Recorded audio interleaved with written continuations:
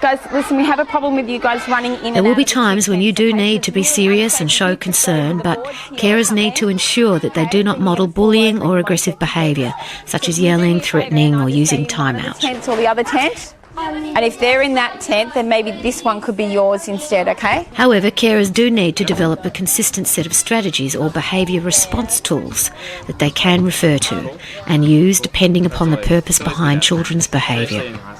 Okay, well, we're reading in the reading area. If I can see children are starting to get too excited in our quiet area, I remind them before it gets too disruptive that this is our place for reading and resting. This is the reading area. You need to be sitting quietly and reading a book.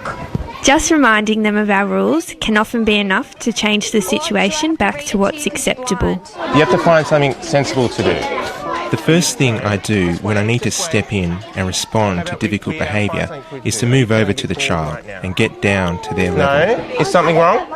I want them to know that I understand how they feel. I don't want to make the situation worse by overreacting, and I find by staying calm, listening carefully, reflecting back what the child has said, I can help him find a solution.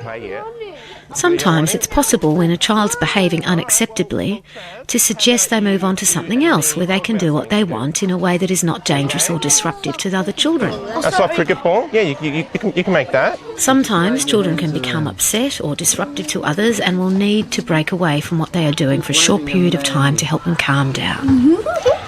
This shouldn't be a punishment, as with time out, but it is for the benefit of the child and others. Sometimes a child may need some time away from the group of children that they're playing with because you can observe their interactions and play with one another developing into something negative. We prefer to redirect their attention to an alternative activity or different group of children.